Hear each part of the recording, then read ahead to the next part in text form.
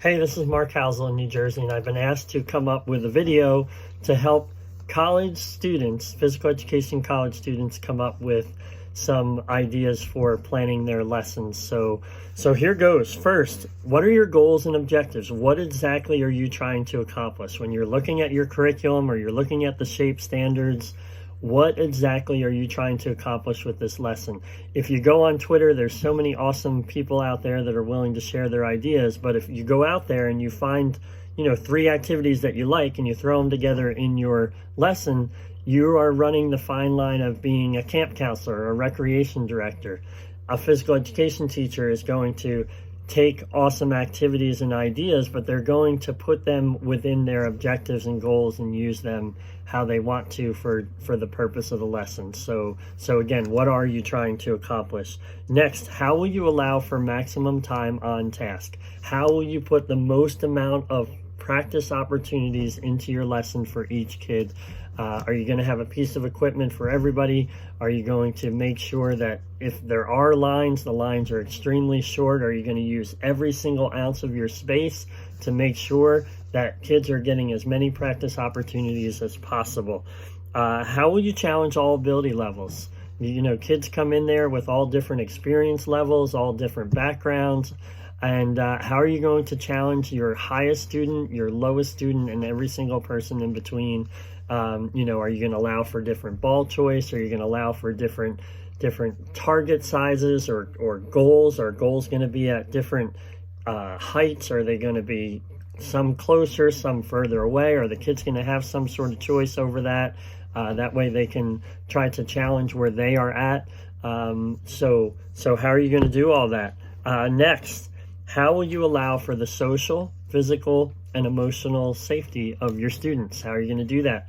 Are you going to be making sure that you have enough room to pull off all you're trying to pull off? When I was a very young teacher, it was my first job ever.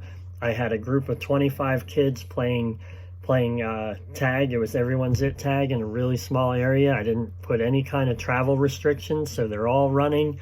2 kids looking opposite directions, hit faces, both had to go to the dentist. It was the worst accident I've had in all my time. I should knock on stuff. I didn't allow for physical safety in that particular situation.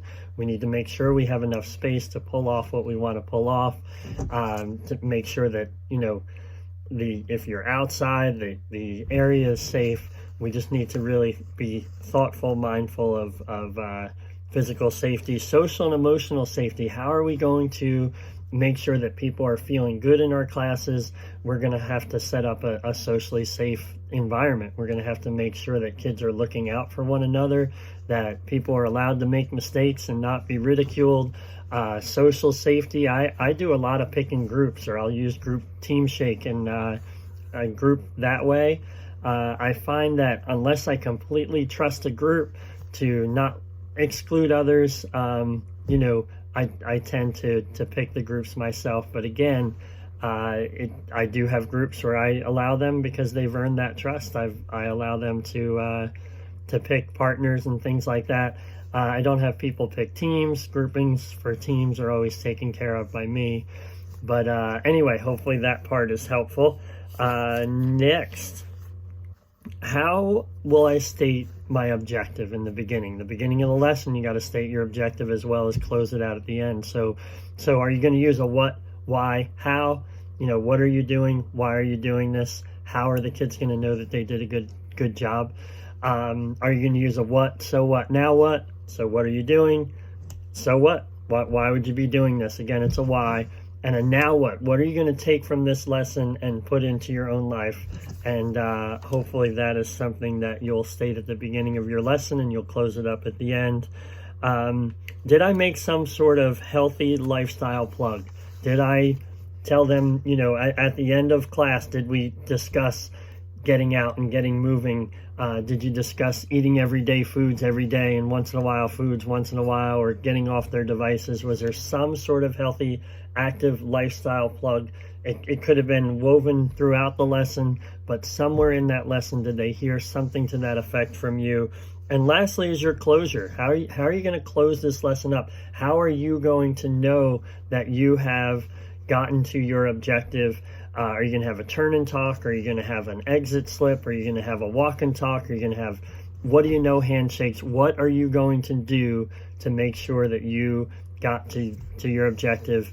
And this is a lot of words, and I think if you have a list of questions that you're challenging yourself to challenge the kids, doesn't have to be my list, but I think that will be very helpful for you. And again, it was a lot of words, but these things just come so naturally after a while. It's just a matter of getting out there and doing it, asking yourself the right questions, and trying to be awesome. And I hope this was helpful, and thank you so much for watching. Bye-bye.